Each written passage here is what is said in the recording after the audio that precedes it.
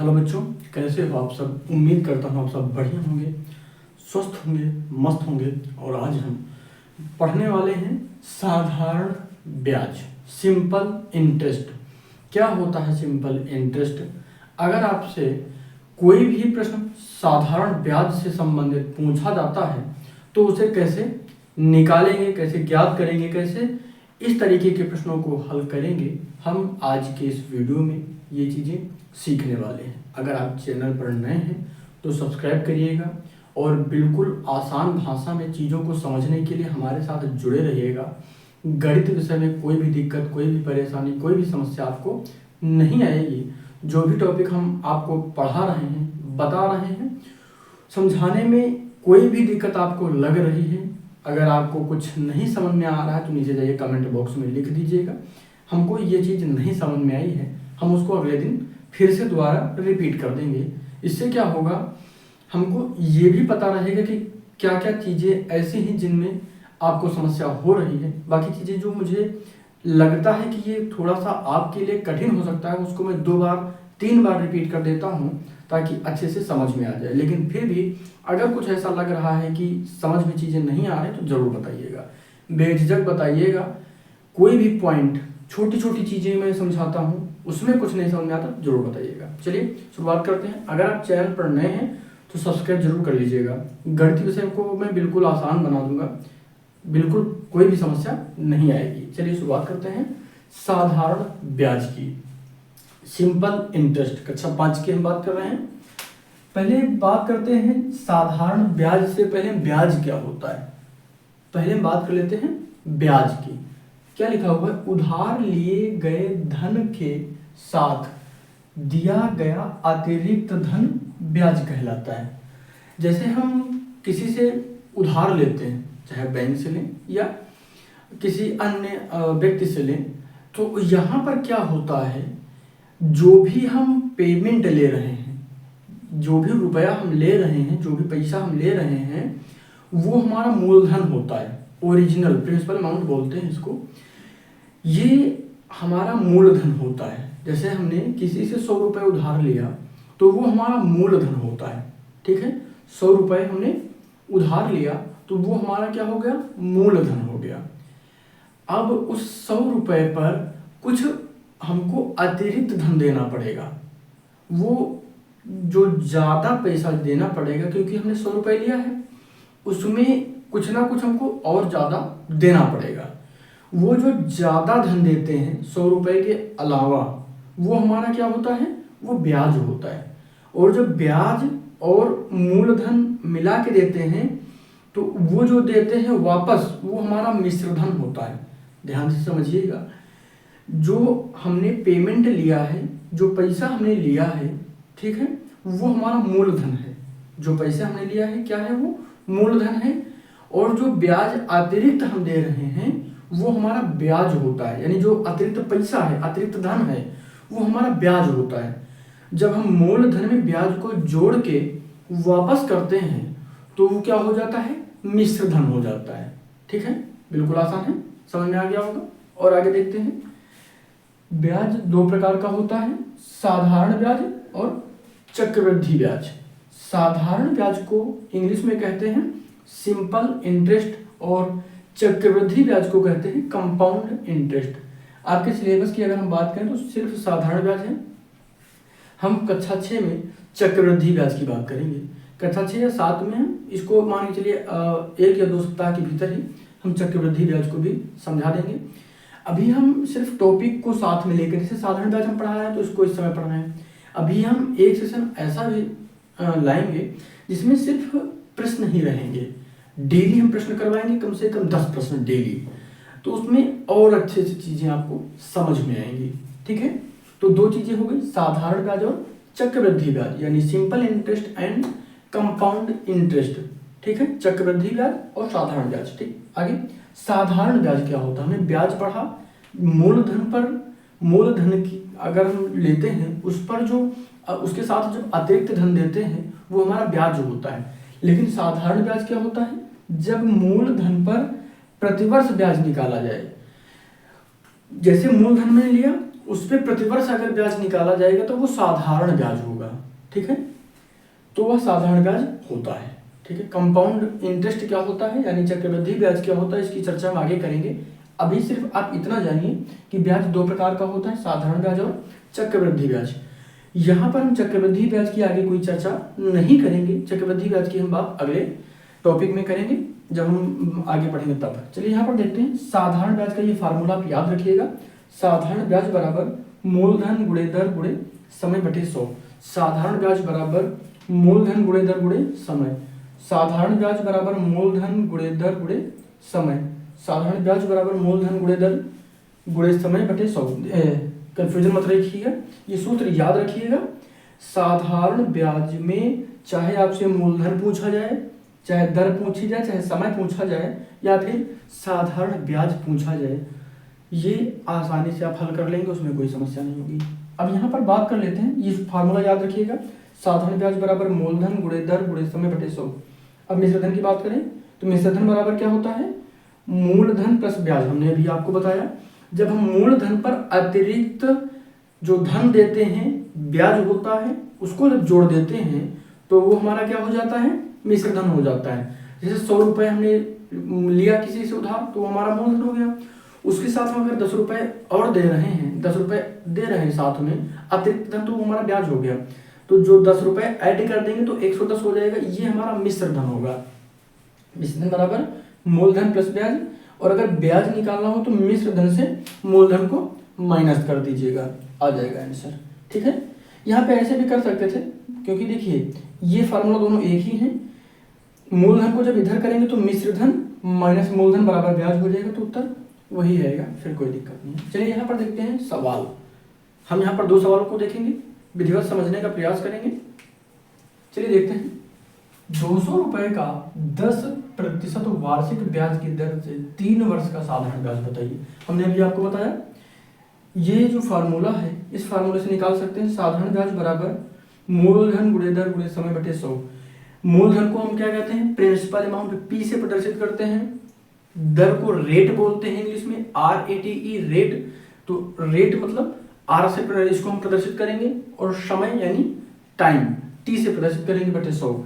और साधारण ब्याज को SI से यानी सिंपल इंटरेस्ट इसको कहते हैं। तो हम क्या इसको लिख सकते हैं, SI बराबर P into R into T upon 100। तो यहाँ पर SI हमारा हमको निकालना है क्या, SI। तो यहाँ पर SI बराबर क्या हो जाएगा, P हमारा कितना है 200 रुपये, R हमारा कितना है 10%, T हमारा कितना है 3 वर्ष, और यहाँ पर बटे में कितना है 100। एक जीरो से एक जीरो कट जाएगा, और इससे ये कट जाएगा, कितना बचेगा 20 गुणे 3। तो यहाँ पर कितना आ जाएगा 2 3 6, ये जीरो लग गया, 20 3 60। ये हमारा SI आ गया है, क्या आ गया SI, यानी साधारण ब्याज हमारा कितना आ गया है 60 रुपये। ये हमारा आंसर हो जाएगा। समझ में आ गया, फिर से पूरा सवाल समझ लीजिए। मूलधन हमारा कितना है P, यहाँ पर आप चाहे तो यहाँ पे लिख लीजिए, मूलधन बराबर 200 रुपये, दर बराबर 10%, और समय यानी समय को अगर हम प्रदर्शित करने की बात करें तो T से प्रदर्शित करेंगे 3 वर्ष, और R से प्रदर्शित करेंगे रेट को, और P से इसको मूलधन को, यानी प्रिंसिपल अमाउंट हो जाएगा ये। तो ये 200 रुपये है, रुपये भी लिख लीजिएगा, ठीक है। मूलधन 200 रुपये, दर 10%, समय 3 वर्ष। तो साधारण ब्याज का फार्मूला यही होता है, मूलधन हमने मूलधन की जगह P लिखा, मूलधन P into R into T upon 100। तो यहाँ पर 200 क्यों रखा, क्योंकि P मूलधन हमारा 200 रुपये है, R इनकी वैल्यू हमने रख दी है, R कितना है 10%, T कितना है 3 वर्ष, लिख दिया हमने, फाइनल हो गया। अब यहाँ पर देखिए 200 गुणे 10 गुणे 3 बटे में 100 है, तो जो जीरो एक यहाँ है तो यहाँ पे तो जीरो से जीरो कट गया, एक जीरो से ये जीरो कट गया, कितना बचा 20 और 3 20 3, तो 20 3 60। तो हमारा SI आ गया है कितना 60, हमारा साधारण ब्याज 60 रुपये आ गया है। अगर इसी सवाल में पूछा जाता मिश्रधन बताइए, तो 200 रुपये में 60 जोड़ देते तो 260 रुपये हमारा मिश्र धन हो जाता। ठीक है, अब आगे सवाल की बात करते हैं। 12,000 रुपये का 2 वर्ष का साधारण ब्याज 2400 रुपये है, दर ज्ञात कीजिए।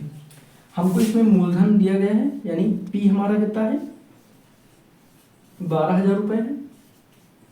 ठीक, समय हमारा कितना है, यानी टाइम हमारा कितना है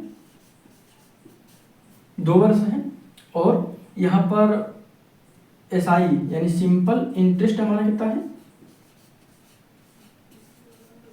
24 रुपये। ठीक है, एसआई बराबर हमारा जो फार्मूला होता है P into R into T upon 100, इस फार्मूले में रखिए। तो हमारा P दिया गया है 12,000 रुपये, 12,000 रुपये। आर हमारा कितना है, तो यहाँ पर आर हमको नहीं पता है तो आर ही लिख लीजिए। टी हमारा कितना दिया गया है 2 वर्ष। ठीक, बटे में कितना दिया गया है 100। ठीक, और एसआई हमारा दिया गया है 2400 रुपये। ठीक, 2400 रुपये बराबर ये हमारा फार्मूला हो गया। आगे यहाँ पर हम आगे क्या करेंगे, देखिए यहाँ पर एक चीज हम कर सकते हैं, इसको इधर ट्रांसफर कर लीजिए। तो यहाँ पर कितना हो जाएगा 2400 गुणे 100 बराबर, देखिए यहाँ पर गुणा में है तो इधर आएगा तो बटे में हो जाएगा, बटे में कर लीजिए। यहाँ आ जाएगा 12 और 12,000 गुणे यहाँ पर 2 और यहाँ पर कितना बचेगा आर बचेगा। क्लियर हो गया। अच्छा, ये कैसे करते हैं, कई बार कंफ्यूजन हो जाता है बच्चों को, ये सबसे बड़ी समस्या होती है ज़्यादातर बच्चों के साथ, तो इसको समझ लीजिए।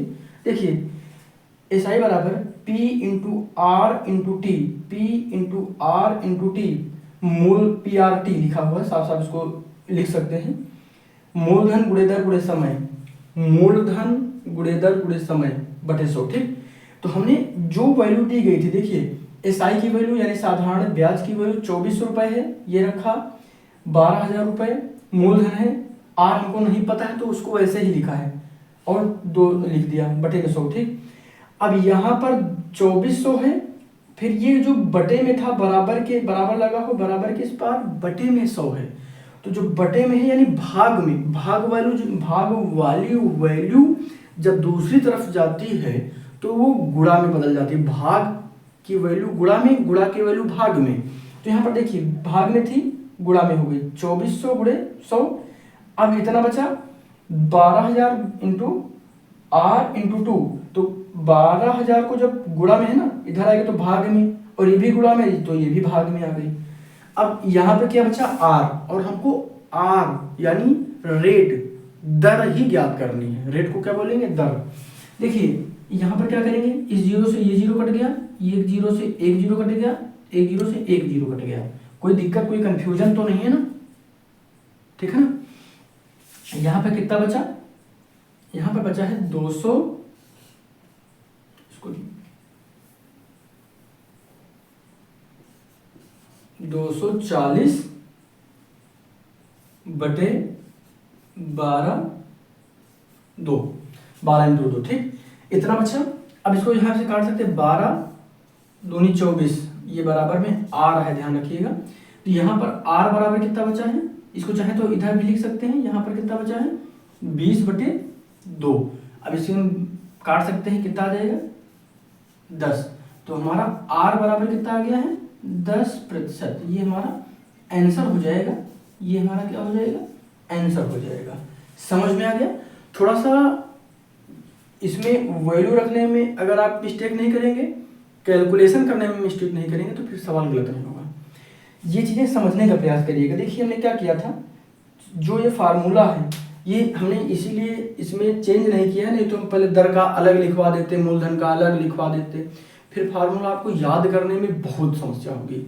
बहुत ज़्यादा फार्मूला याद करने की ज़रूरत नहीं है आपको, सिर्फ अकेले फार्मूला ये याद कर लीजिएगा, वैल्यू को ट्रांसफ़र करना सीख लीजिए, फिर दिक्कत नहीं होगी।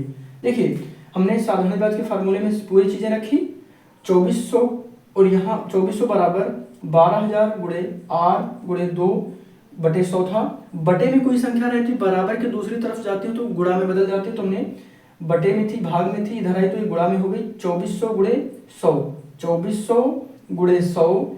और जो संख्या इधर भाग में है गुणा में है तो इधर भाग में, अगर भाग में तो गुणा में, गुणा में है तो भाग में, ये गुणा में थी तो इधर बटे में आ गई, भाग में आ गई, गुणा में ये भी थी, ये भी आ गई। अब यहाँ पर हमने काट दिया, 3 जीरो नीचे थे, 1 2 और 3 जीरो ऊपर वाले कट गए, जितना बच्चा हमने लिख लिया, कितना 240 ऊपर बचा, कुछ नहीं है, यहाँ 12 गुणे 2 बचा, 12 गुणे 2, 12 से 24 को जो हम काटा तो 12 दूने 24, 2 और 1 जीरो बच गया, तो 2 और 0 मिला के 20 हो गया, और 2 बटे में है ना, तो ये बटे में लिख लिया। अब 2 से जब भाग करेंगे तो 2 दम में 20, तो यहाँ पर r बराबर 10%, ये हमारा आंसर आ गया। तो उम्मीद करता हूँ साधारण ब्याज का ये टॉपिक आपको बहुत अच्छे से समझ में आया होगा। इसमें कोई भी समस्या हो तो जरूर बताइएगा। इस टॉपिक में सिंपल इंटरेस्ट में कोई भी समस्या हो आपको तो जरूर बताइएगा। अगर इसमें कोई ऐसा जो लग रहा हो कि हाँ ये नहीं समझ में आ रहा है तो जरूर बताइएगा, हम वो आपको फिर से समझा देंगे। अभी हम साधारण ब्याज के कुछ और सवालों को हल करेंगे और अच्छे से समझेंगे वहाँ पर कि किस तरीके के सवाल आ सकते हैं, ठीक है। अभी हमने सिर्फ साधारण ब्याज को पढ़ा है, चक्रवृद्धि ब्याज को हम कक्षा 6 में पढ़ेंगे या फिर 7 में पढ़ेंगे। अगर सिलेबस में आ जाएगा तो हम कक्षा 6 में भी बता देंगे, कोई भी इसको हम अभी बता सकते हैं, लेकिन आप सिलेबस के आधार पे पढ़िए। सिलेबस का मतलब क्या है, लगभग मैंने बुक जो देखी है उसमें लगभग में चक्रवृद्धि ब्याज आपके सिलेबस में कक्षा 5 में नहीं है। हम कक्षा 6 में इसको विधिवत समझा देंगे। ये चीज़ें पढ़े रहेंगे साधारण ब्याज वाली, तो कंपाउंड इंटरेस्ट यानी चक्रवृद्धि ब्याज पढ़ने में कोई भी दिक्कत नहीं होगी। वो और भी आसान है, अभी से मैं आपको बता दूं बहुत आसान चीज़ें हैं, समझने का प्रयास करिए। गणित बहुत इंटरेस्टिंग टॉपिक है, जब आप इसको सीखना शुरू कर देंगे ना, यकीन मानिए इससे आसान टॉपिक कुछ नहीं है, इससे आसान विषय कुछ नहीं है, लेकिन आपको इसमें रुचि दिखानी होगी, इसमें इंटरेस्ट जिस दिन आपको आने लगेगा बहुत आसान लगेगा। चैनल पर नए हैं तो सब्सक्राइब करिएगा। गणित विषय को मैं बिल्कुल आसान भाषा में आपको समझा दूंगा। कोई भी दिक्कत, कोई भी समस्या परेशानी होती है आपको, जो टॉपिक हम पढ़ा रहे हैं उसको नहीं समझ में आती तो जरूर बताइएगा। सब्सक्राइब जरूर करिएगा और अपने सभी दोस्तों के साथ शेयर करिएगा। धन्यवाद।